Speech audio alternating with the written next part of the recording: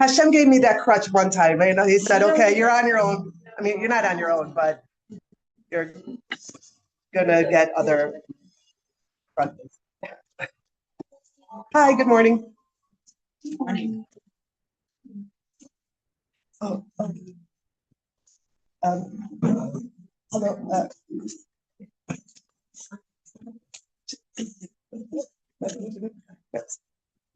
Good morning again. Good morning. Okay, I hope you like this. In last week's Parshas Emor, it talks about Emor and tell the sons of Aaron, and I'm going to read it in a second. And I'm going to talk about the Kli Yakar, what he spoke about on the first pasuk in the parsha. And Emor Ela Kohanim b'nei Aaron ve'omeret aleihem. And the question is, why does it have to say the Kohanim b'nei Aaron? Because don't we already know that? Like, have a little faith in us, Mr. Kli Yakar. And also, why does it say Emor and the other word for talking?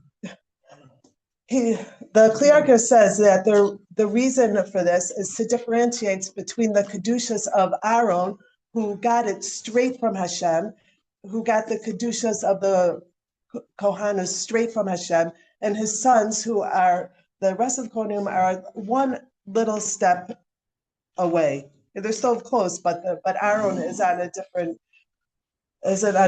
level. Right. And because it says about, and when they speak about Aaron, it says Ki Nazar Shemen Meshech Elokav Alav, that Hashem's oil of anointment is put on him.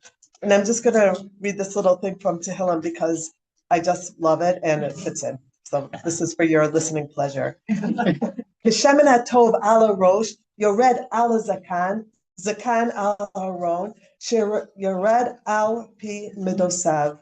Like, so you can just picture, the oil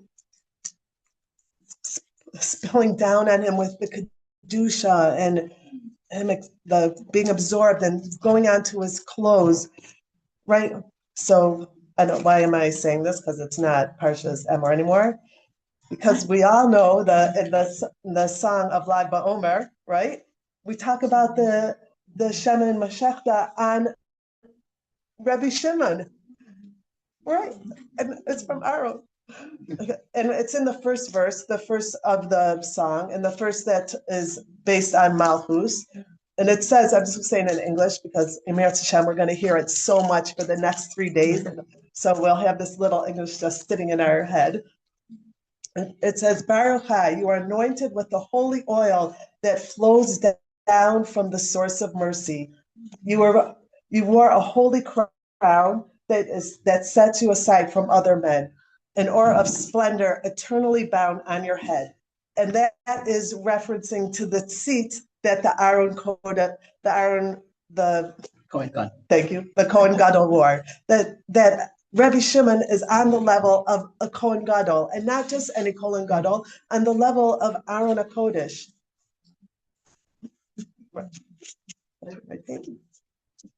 And why is Rabbi Shimon like that?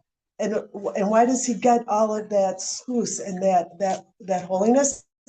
Because Rabbi Shimon brought down the Zohar, and he brought down the Zohar with Ruach HaKodesh, and that Ruach HaKodesh puts him close to Hashem as Aaron HaKohen, because he got it directly from Hashem, and from having that, he was on such a high level that the Shekhinah was shining on his face like the tzitz.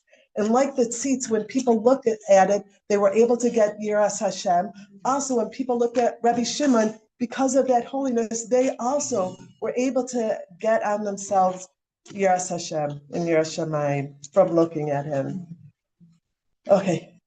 We know that the story, or the Gemara, that Rabbi Shimon was in the cave for 12 years, came out, then looked at everyone and burned him up with he and his son with his holy eyes. And then he went back in for 12 years. I mean, I'm sorry, 12 months. Thank you. I'm not nervous at all. Why DACA 12 months? Because 12 months is how much time, Lo Aleinu, neshamos have to do their tikkun in Gehenna.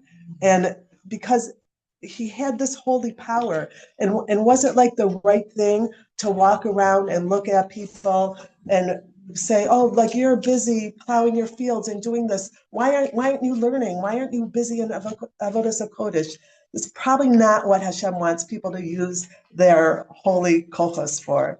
So he goes back into the cave with his son, and in the cave, Rabbi Shimon gets to a higher level than he was before, which, like, that's hard to even imagine, right?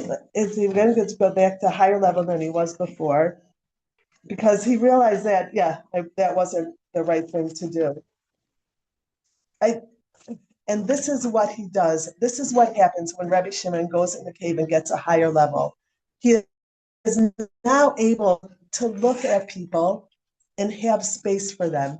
He's able to look at people and see the beauty in everything they are. Like, look and to see the Tselem Elohim in everybody.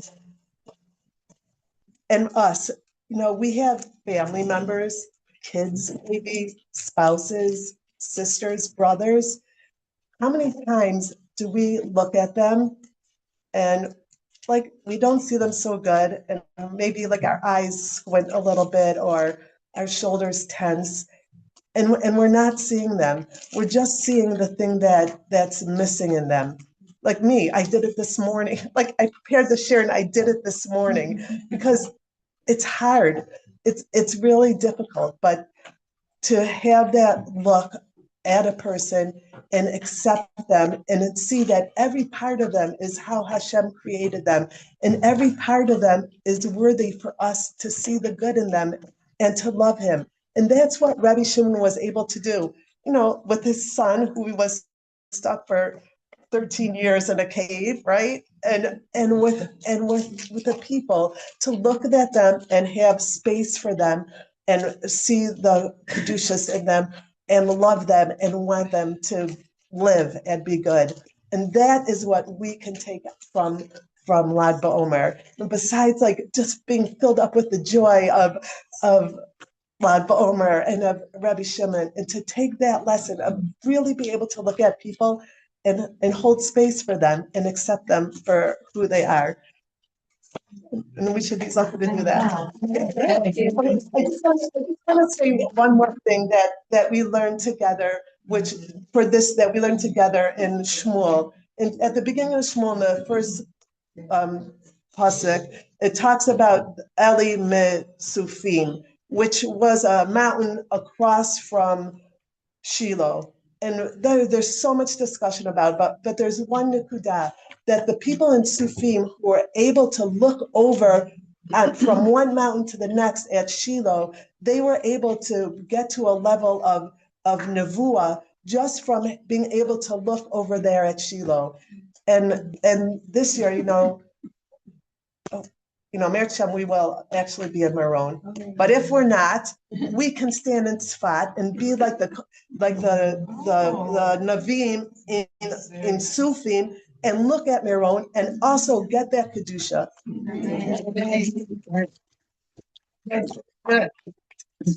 Yeah. Our reflection with the way that Lagom is Hod Shebahod, which is Aaron.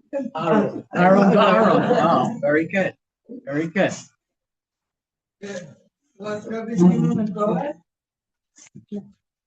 I'm not speaking about day-to-day things. I don't know. I mean, I don't know. Like, I don't know anything. Like, I didn't read about his, things.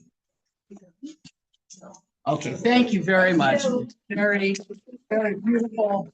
Very much appreciated. No. Okay. How did he have a son if he didn't have a boy? Go ahead. Ladies of the Bas Medrash, my name is Owen Bergman, and that's my husband. And this is my very, very dear friend from Torah. Who was shocked that I don't see her. Yeah, you all know. Our dear friend. And I would like to publicly thank you for all the good care that you took of her when she was in the hospital. Okay. And thank because if you weren't there, I would be there.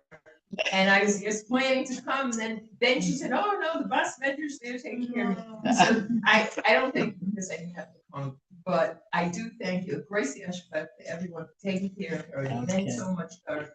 And me, I guess, as the rep of the Friends Outside Tzfat in this area, I thank you, Gracie Ashford. And we shouldn't need help like that, but if we need it, the guards are there.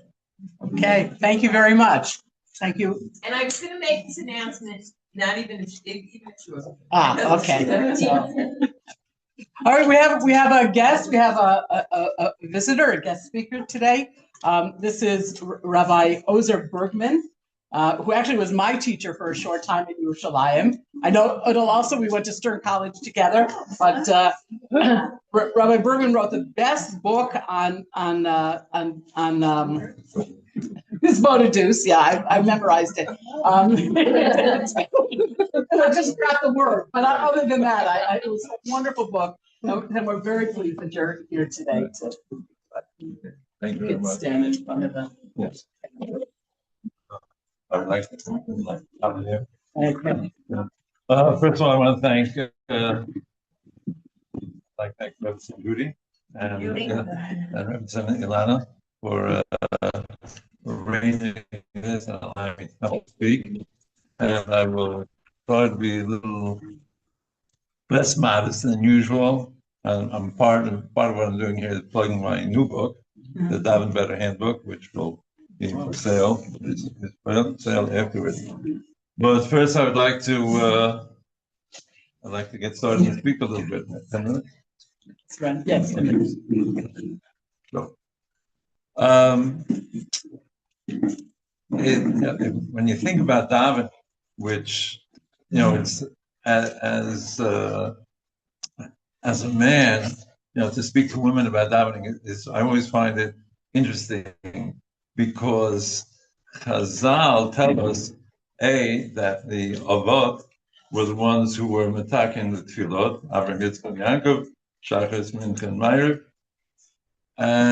But on the other hand, they also tell us that many halachas of how to daven, and as it were a technique, the davening was learned from Chana Hanaviyah, right? Which she's not one of the above, right? So that a man should come and teach women how to daven when women are naturally in tune to that is I always find a little peculiar, but people ask me to do it anyway, so I will. Usually we think of davening in two regards. One is the praising of Hashem, thanking of Hashem for all the various gifts, which are innumerable, and which, if you haven't already done it, if you've done it to some extent, but there's always a new gift that you can uncover that you haven't realized that you should have been thanking Hashem for the last 20 years at least. And there's the other part of davening, which everybody is familiar with, even a Ganav who's about to break in. And we all ask HaKadosh Baruch Hu to help us, save us, rescue us, whatever it may be. We're always asking for something. Really, and this is counterintuitive, davening is really about giving. Davening is feminine in its essence, and this we see also somewhat peculiar in a peculiar fashion from David HaMelech. David HaMelech, as we all know, is as fast. So we talk about Sfirot and all these sort of things for that meditation. David HaMelech is the symbol, is the personification of the spirit of Malchut, which is the feminine spirit. And yet he's the paradigm, and he's Tefillah. He is the paradigm of Tefillah, right? But the Malchut is not only that which receives, the Malchut is really that which gives. Unfortunately, in many ways, the governmental interference is negative, but really it's the Malchut that gives. And so when we daven, when we're engaged in this activity of Malchut, we're really giving.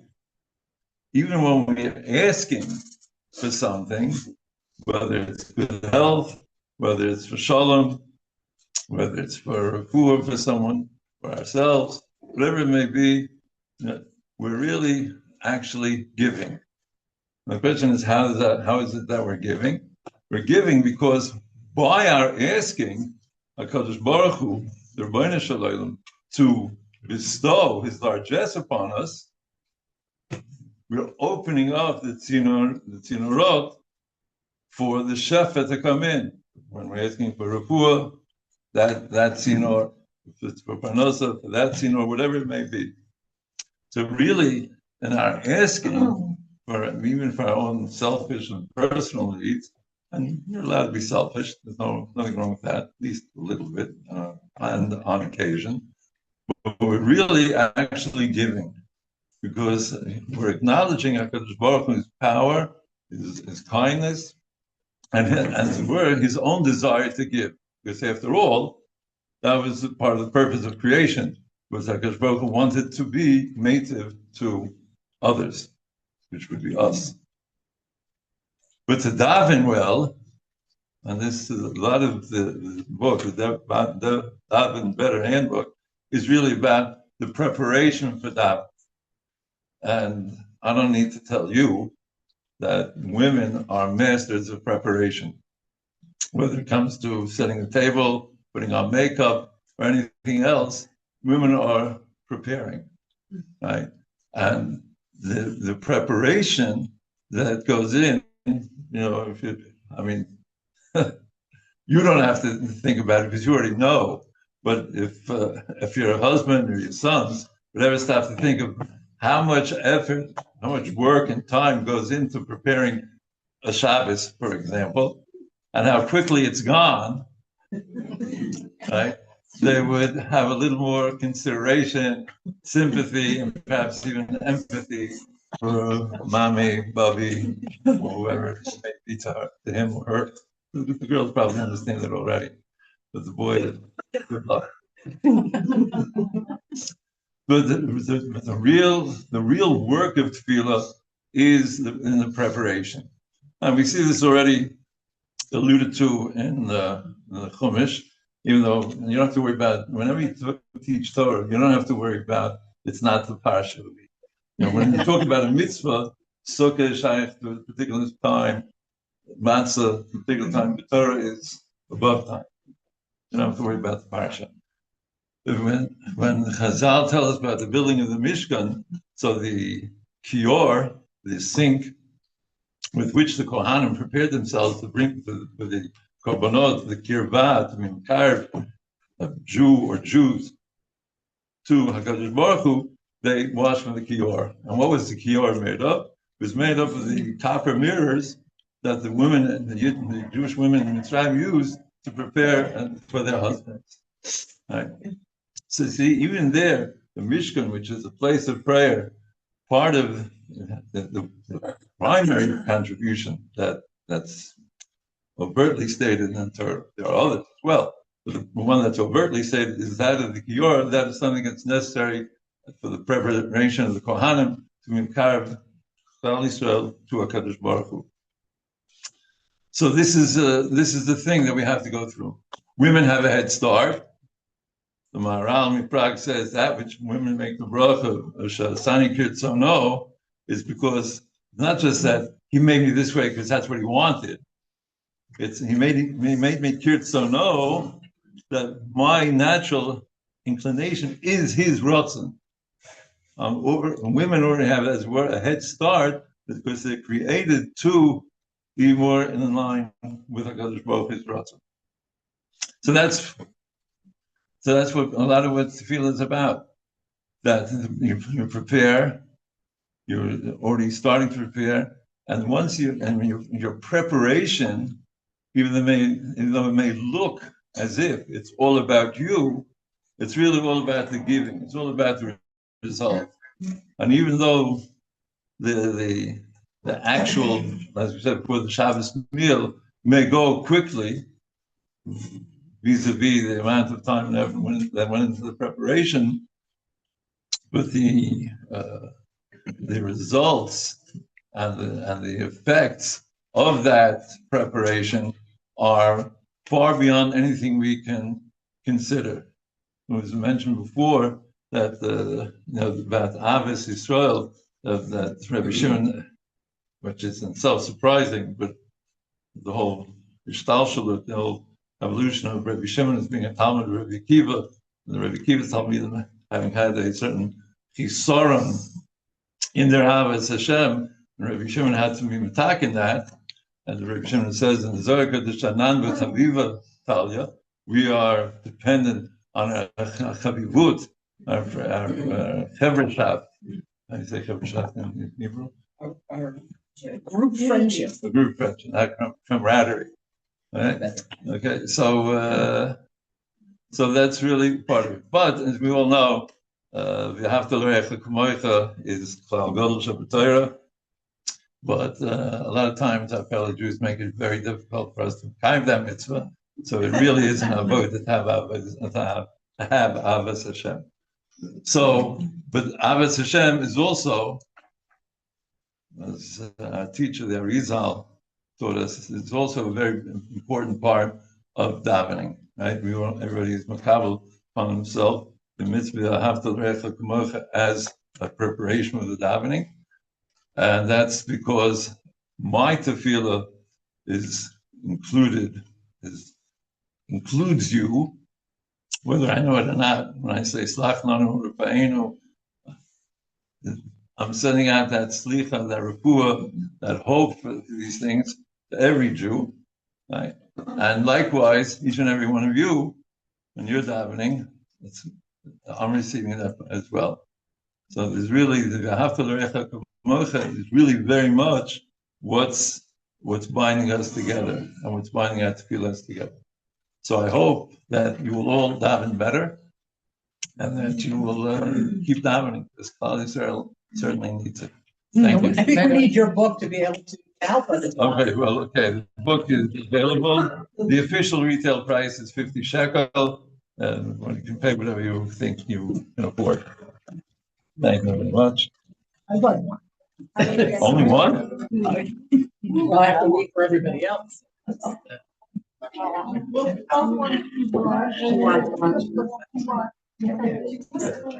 Do this. Can we have a look at that? We don't have to fight. Yeah.